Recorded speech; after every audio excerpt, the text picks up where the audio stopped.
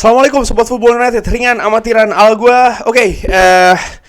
Jeda kerja, gua ingin membahas terkait dengan kabar yang menurut gua menarik ya dari Rob Dawson dari ESPN.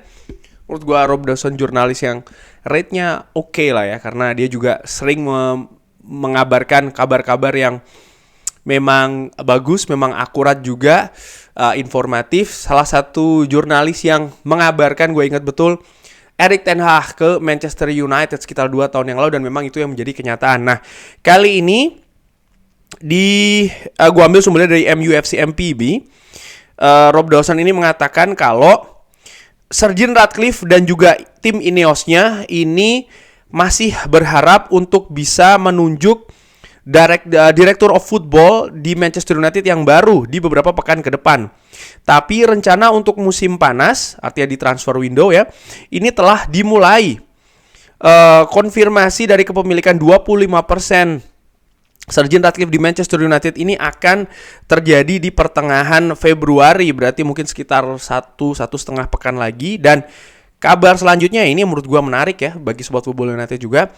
Manchester United ini menargetkan pemain-pemain yang memasuki kontrak atau tahun terakhir di kontraknya di musim panas nanti sebagai bagian dari pembangunan ulang ya skuad Manchester United di bawah Sir Jim Ratcliffe. Jadi Manchester United ini menargetkan memang pemain-pemain yang memasuki kontrak akhir, sehingga mungkin harga dari valuasi pemain tersebut akan turun.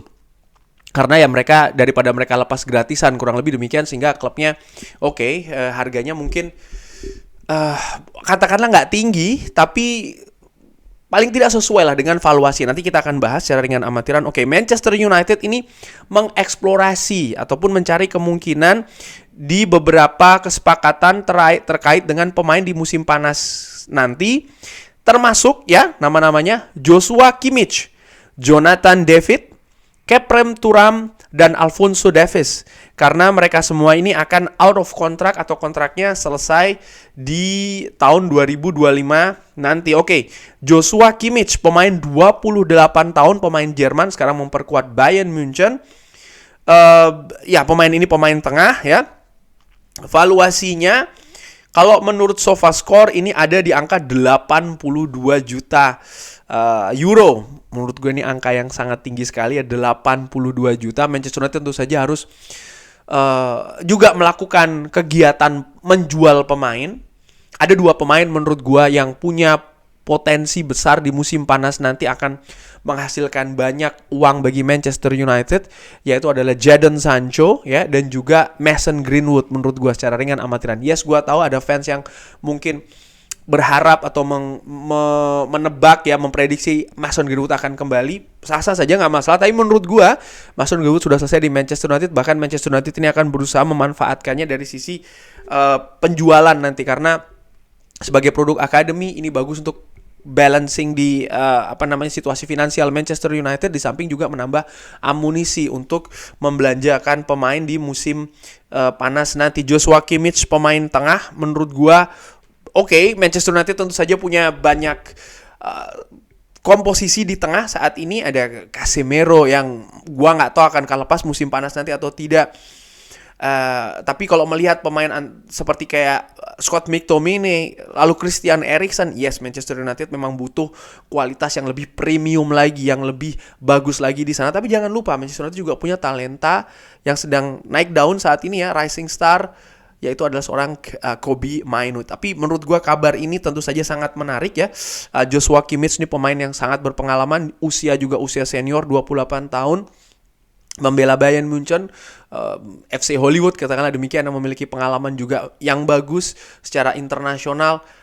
Kalau secara ringan amatiran gue melihat ini pemain yang bagus sih. Dan ya, Manchester United gelandang tengah dari Jerman terakhir kali kalau menurut gue adalah Bastian Schweinsteiger ya. Tapi pada saat dia ke Manchester United ini kan sudah memasuki masa-masa penurunan, dan Joshua Kimmich justru sebaliknya ini sedang pick-picknya menurut gue. Lalu ada nama yang disebutkan juga, Jonathan David. Ini menarik, nama ini pernah gue sebutkan di bursa musim panas beberapa tahun yang lalu ya, sebagai salah satu kemungkinan Manchester United untuk merekrutnya. Dan bagi Ineos tentu saja ini bukan nama baru, karena Jonathan David, pemain nasional Kanada ini memperkuat Lille. Oh ya, sorry gue lupa. Sebelum Piala Dunia, gue juga menyebutkan Jonathan David merupakan salah satu pemain yang mungkin bisa diperhatikan, tapi ternyata di Qatar dia tidak begitu menonjol, mungkin juga karena Kanada yang tidak begitu menonjol di turnamen tersebut. Tapi Jonathan David di Lille memiliki rekor gol yang bagus. Pemain ini 24 tahun, cepat, dia eksplosif, punya kemampuan cetak gol yang bagus. Valuasinya ada di angka 48 juta. Masih tinggi juga angka ini, tapi Jonathan David, pemain seperti ini menurut gue ya bagus ya untuk menjadi pesaing, pemberi kompetisi juga bagi seorang Rasmus Højlund. Tapi ya ini tadi, ini valuasinya seperti apa, karena Rasmus Højlund datang dengan angka 80-an juta. Berapa nanti untuk Jonathan David yang disebutkan juga oleh Fabrizio Romano akan menjadi komoditas panas di musim panas nanti, karena ya dengan apa yang dilakukan bersama dengan Lille, rekor golnya luar biasa, penampilannya juga oke. Akan banyak klub tentu saja yang mengincar Jonathan David. Ada beberapa klub yang disebutkan oleh Fabrizio Romano, tapi menarik apakah Manchester United juga akan bergerak. Tapi yang jelas Manchester United untuk posisi striker, pemain depan menurut gua wajib mendatangkan pemain baru di bursa musim panas nanti.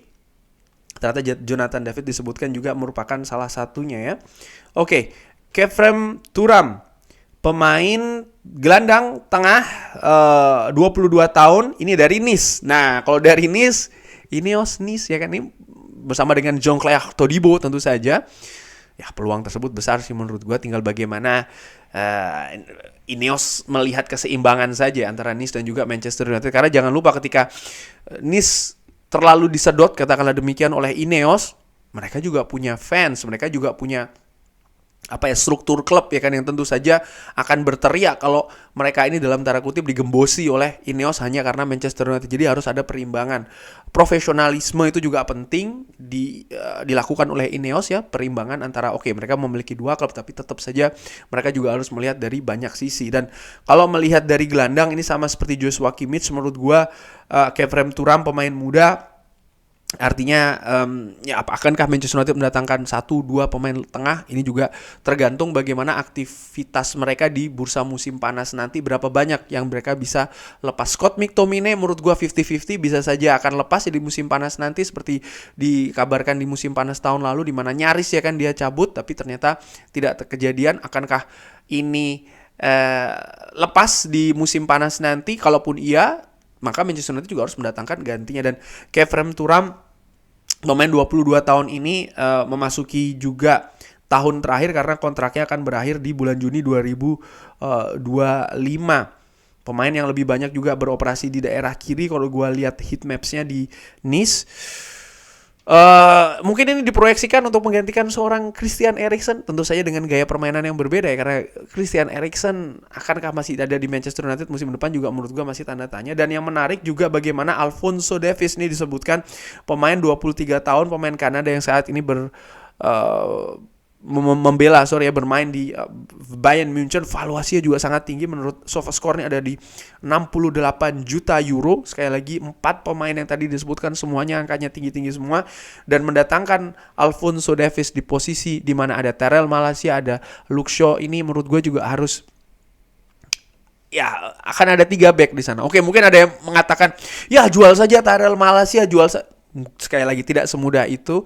Bagaimana ada investasi juga yang sudah diberikan kepada Tyrell Malacia, bahkan klub pun juga mensupport, membantu di pemulihan cedera ya kan dari Tyrell Malacia. Jadi yes or no gue nggak tahu, tapi kemungkinannya kecil sih menurut gue untuk mendatangkan posisi di back kiri seperti Alphonso Davies ini, apalagi dengan harga yang sangat tinggi sekali. Sekali lagi gue dalam melihat pemain-pemain yang diincar segala macam, selain juga skillnya bagus, penampilan yang di klub tersebut, juga yang gue lihat adalah valuasinya seperti apa. Karena dan di posisi saat ini di Manchester United ada siapa saja di sana, kapan didatangkan, duitnya berapa, itu menurut gue juga sangat penting sekali untuk memperkirakan, memprediksi apakah ini target yang realistis, apakah ini informasi yang realistis juga dari sumber-sumber yang gue dapatkan. Dan menurut gue dari 4 nama tersebut, Alphonso Davies ini yang mungkin peringkatnya paling rendah menurut gue secara dengan amatiran, dengan 3 nama lain mungkin lebih di atas. Tapi menurut gue menarik bagaimana Manchester United kabarnya sudah bergerak mencari pemain.